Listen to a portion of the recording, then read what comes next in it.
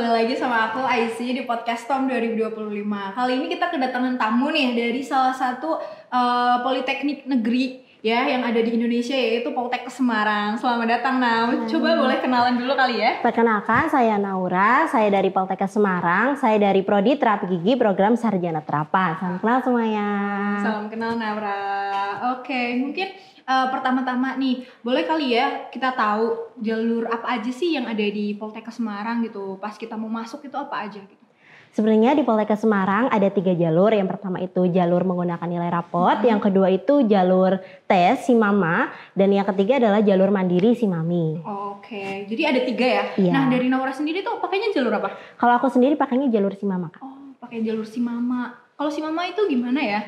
Kayak rangkaian tesnya gitu ribet gak sih? Kalau SIMAMA nggak ribet sih, rangkaian tesnya tuh persis kayak UTBK, kita daftar dulu, kemudian bayar, terus nanti memilih tempat tes di mana, nanti dapat hari tesnya yang keberapa, gelombang berapa, begitu. Oh, berarti memang nggak beda jauh ya sama SNBT UTBK gitu ya. Buat materinya sendiri gimana? Kayak apakah SIMAMA tuh ada kesehatannya gitu loh, materi-materinya kan itu Poltekkes gitu kan. Kalau SIMAMA sendiri materinya umum seperti materi UTBK, yaitu ada 7 subtes. Oh, berarti kayak nggak beda jauh lah ya. Dan gimana kayak pelaksanaan SIMAMA tuh sama UTBK nabrak nggak sih? Sebenarnya kalau tergantung kita daftarnya sih. Kalau waktu aku kan daftarnya terakhiran kan, gitu. jadi nggak nabrak sama waktu UTBK gitu. begitu. Berarti kalau SIMAMA tuh juga persis banget ya sama UTBK, kayak pendaftaran dulu, nanti kita tes, terus nanti baru dapat pengumumannya kayak gitu ya. Boleh gak sih kasih tips dan trik gitu loh, kayak kita gimana sih cara lolos ke SIMAMA gitu? Sebenarnya waktu itu kan aku tes SIMAMA itu persis banget aku habis tes UTBK kan, jadi materi-materi yang buat diujikan di SIMAMA masih fresh gitu loh. Aku tinggal mengulang, baca lagi di buku-buku panduan untuk UTBK begitu. Oh, berarti gak beda jauh lah ya? Iya. Oh, oke.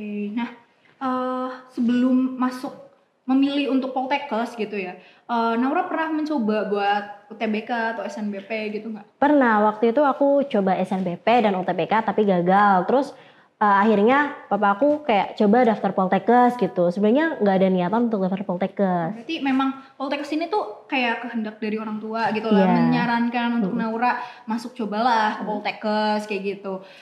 Di Poltekkes sendiri itu kan banyak ya prodinya, dan tadi kayaknya Naura tuh prodinya tuh terapi gigi gitu kan, kayak asing lah ya gitu kalau terapi gigi. Bedanya sama kedokteran gigi tuh apa? Kalau kedokteran gigi mungkin lebih mendalam ya materinya, dan kalau terapi gigi itu dan kesehatan gigi itu nantinya akan menjadi asisten dokter gigi ataupun mempunyai klinik gigi sendiri begitu. Oke gitu. Berarti memang prospek kerjanya itu beda gitu ya. Bedanya sama kedokteran gigi tuh kayak gitu. Nah, kenapa Naura tadi kalau misalkan gak lolos di SNBT milihnya Poltekkes kan karena orang tua gitu kan.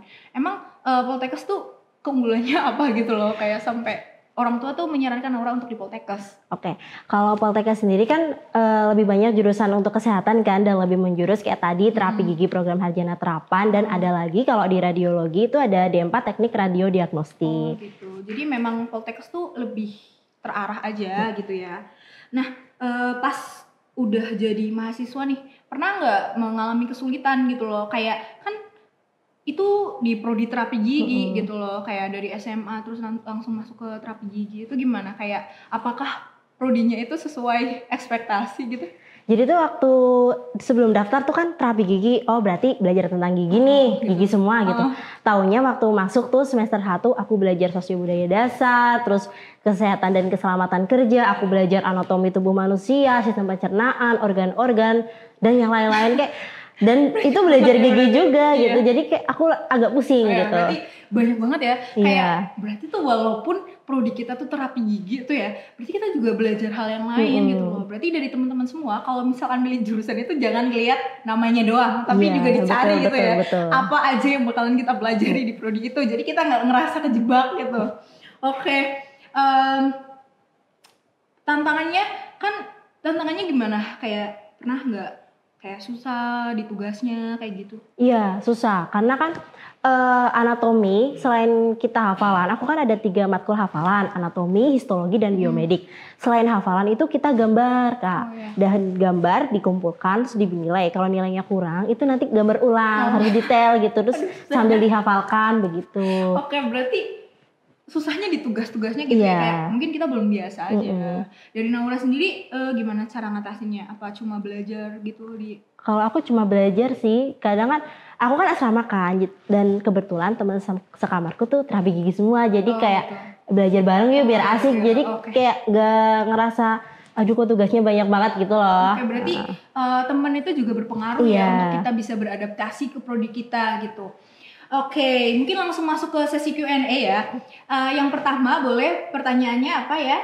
Oke, untuk yang pertama ya, setelah lulus dari Poltekkes ini, apakah nantinya akan ada penempatan formasi? Oh iya, mengenai formasi nih, kan biasanya kalau kedinasan itu pasti ada penempatan formasi lah ya, kayak di sini gitu. Kalau Poltekkes sendiri itu gimana? Kalau Poltekkes sendiri nggak ada sih Kak, kita bebas mau pilih kerja di mana. Gitu. Oh gitu, berarti bebas ya, nggak ada penempatan formasinya, kita bisa milih kita mau di sini, kita mau di sana, atau kita misalkan mau di Tegal juga bisa ya. Oke. Pertanyaan yang kedua gimana Kak? Untuk pertanyaan yang kedua, kira-kira di Poltekkes ini ada beasiswanya enggak ya? Oh iya, mengenai beasiswa nih, mungkin kan karena kesehatan gitu ya, biasanya anggapannya tuh mahal gitu kan. Gimana kalau di Poltekkes sendiri ada nggak sih beasiswa gitu? Poltekkes sendiri ada beasiswa, yaitu ada 3 beasiswa. Yang pertama beasiswa mahasiswa berprestasi, itu nanti kalau kalian masuk, terus dalam 1 semester itu misalkan kalian masuk 3 besar nih, terus nanti akan ada sumbangan uang begitu. Dan yang kedua adalah beasiswa mahasiswa keluarga miskin, dan yang ketiga adalah beasiswa kerjasama, itu nanti ada 1 orang mensponsori mahasiswa yang berprestasi dan kemudian setelah lulus akan bekerja di orang tersebut begitu.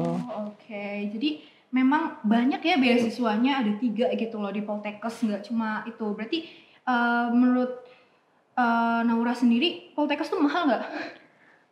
Nggak tahu ya, menurut aku standar aja sih kesehatan segitu. Kalau aku kan kebetulan UKT 6.250.000 ya.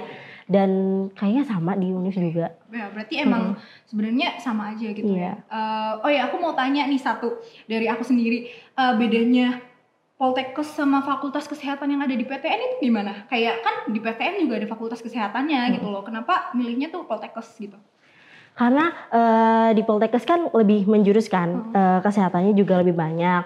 Terus kalau Poltekkes itu kan di bawah langsung Kementerian Kesehatan juga, jadi mestinya lebih lengkap lah, lebih berkualitas juga, terus jurusannya juga lebih banyak, lebih mendalam begitu. Oke, terima kasih ya Naura. Oke, mungkin sekian untuk podcast kita kali ini. Sampai jumpa di podcast selanjutnya. Sampai jumpa teman-teman. Bye.